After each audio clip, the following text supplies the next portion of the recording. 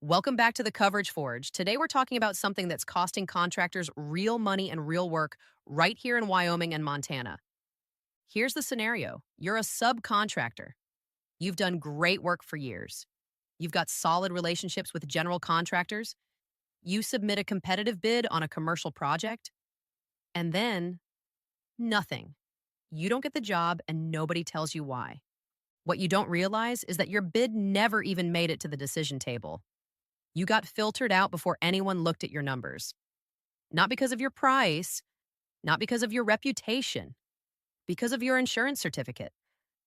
This is happening more and more across our region, and most contractors have no idea it's happening to them. So today we're going to break down exactly what's going on, why it matters, and what you can do about it. So let's start with what's actually happening. Over the past few years, general contractors across Wyoming and Montana have significantly tightened their subcontractor insurance requirements. This isn't arbitrary. They're responding to pressure from multiple directions. Project owners who are demanding better risk management, lenders who want to see proper insurance documentation, and their own insurance carriers who are getting more selective about who they'll cover. The result is a new baseline that many subcontractors don't realize they're failing to meet. And the biggest change? It's not about your coverage limits, it's about who your insurance company is. Major regional GCs, and I'm talking about the big commercial contractors who are building hospitals, schools, hotels, office buildings, they now require subcontractor insurance from carriers rated A minus or better by AM Best. And here's the thing that's catching people off guard. Some carriers that have served Wyoming and Montana for decades, they don't meet that threshold anymore. Contractors who've been with the same insurance company for 15, 20 years are suddenly finding themselves locked out of commercial work. I actually just confirmed this with a major regional GC's compliance team. They sent it to me in writing. A minus or better. That's the minimum. If your carrier falls below that line, your certificate gets rejected. It doesn't matter how good your coverage looks on paper. Now, I realize I just threw out AM Best rating. Like everyone knows what that means. So let me back up and explain this because it's actually really important to understand. AM Best is essentially the credit rating agency for insurance companies. Just like Moody's or Standard& and Poor's rate bonds and financial institutions, AM Best rates insurance carriers on their financial strength and their ability to pay claims. The scale works like this. At the top, you've got A double plus and A plus. Those are superior ratings. Then A and A minus are excellent. Below that, B double plus and B plus are rated good. And then B is fair. And below that, you're getting into marginal and weak territory. Now, you might think B plus or even B sounds pretty good, right? It's a passing grade in school, but in the insurance world, when a general contractor sees anything below A minus, they see risk. They see a carrier that might not be around to pay a claim in 5 years. They see potential problems. And here's why that matters to them. If you're a subcontractor and something goes wrong on a project, let's say there's an injury or property damage or a completed operations claim that comes up years after the work is done, the GC needs to know that your insurance is going to respond. If your carrier is financially shaky and doesn't pay the claim, guess who's on the hook? The general contractor. So from their perspective, requiring A minus or better is just good risk management. It's not personal, it's business. The challenge is that some carriers who have been popular in our region, carriers that a lot of contractors have been with for years, they've slipped below that A minus line. And if your carrier is one of them, you're getting filtered out of bids without anyone telling you why. Now, carrier rating is the first hurdle, but it's not the only one. Let me walk you through what a typical GC insurance requirement looks like today, because it's more specific than a lot of contractors realize. First, coverage limits. The standard now is $1 million per occurrence, $1 million for personal and advertising injury, $2 million general aggregate, and $2 million products and completed operations aggregate. If you're running lower limits than that, you're probably getting filtered out. Second, your coverage trigger needs to be occurrence-based, not claims-made. Occurrence coverage responds when the incident happens, regardless of when the claim gets filed. Claims-made policies only respond if the claim is filed during the policy period.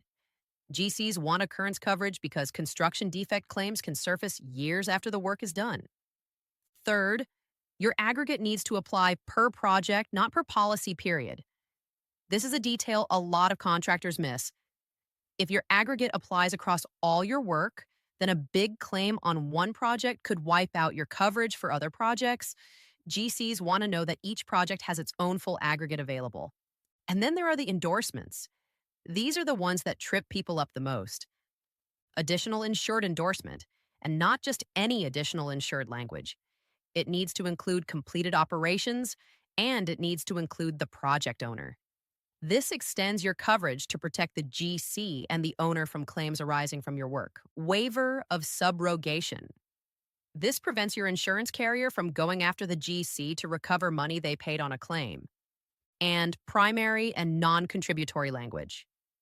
This means your policy responds first before the GC's coverage kicks in. Without this, there can be disputes between insurance companies about who pays what. Every one of these requirements exists for a reason. And if you're missing any of them, your certificate can get rejected. Here's what frustrates me about this whole situation. Contractors are losing work, and they don't even know it. When your certificate gets rejected for compliance reasons, the GC doesn't call you to explain. They don't send an email saying, hey, your AM best rating is too low, or you're missing primary and non-contributory language. Like, they just move on to the next name on the list. And so you're out there thinking you lost on price, or maybe the GC went with someone they know better. You have no idea the problem was your insurance certificate. And this isn't just one bid here and there.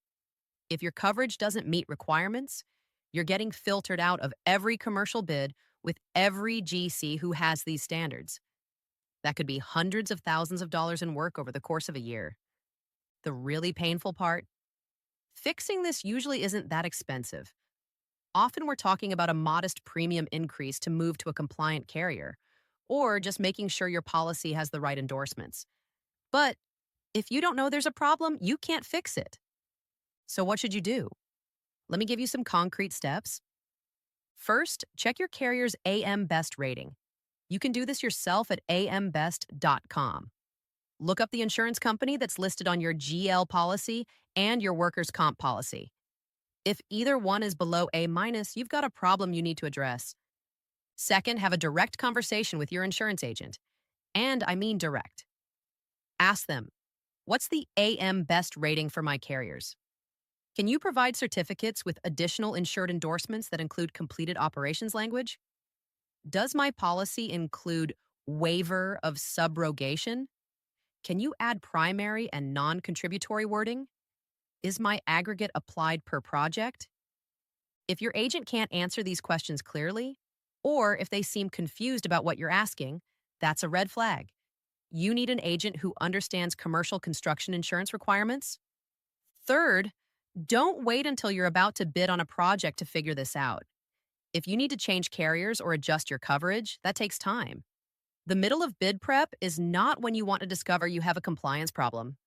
And finally, if you're not sure where you stand, get a coverage review.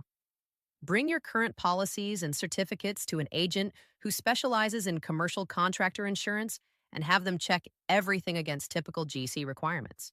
Look, I know insurance isn't the exciting part of running a construction business.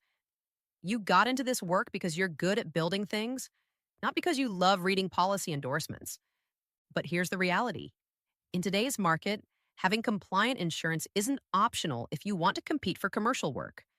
The GCs have drawn a line, and you're either on the right side of it, or you're not getting the work. The good news is this is fixable. Once you know what the requirements are, you can make sure your coverage meets them. It's not complicated. It just requires attention. To help you out, we've put together a free subcontractor insurance compliance checklist. It covers everything we talked about today. The AM Best rating scale, the coverage limits you need, the endorsements to verify, questions to ask your agent, red flags to watch for. It even includes a sample of actual GC requirements, so you can see exactly what you're up against. You can download it free on our website, and while you're there, you can schedule a complimentary coverage review with our team. We'll look at your current policies, verify your carrier ratings, and let you know exactly where you stand before you lose another bid. Give us a call at 307 558 0001. That's 307 558 0001. Or visit our website to grab that checklist. Thanks for listening to The Coverage Forge. If this episode was helpful, share it with a contractor friend who might be dealing with the same issue. We'll see you next time.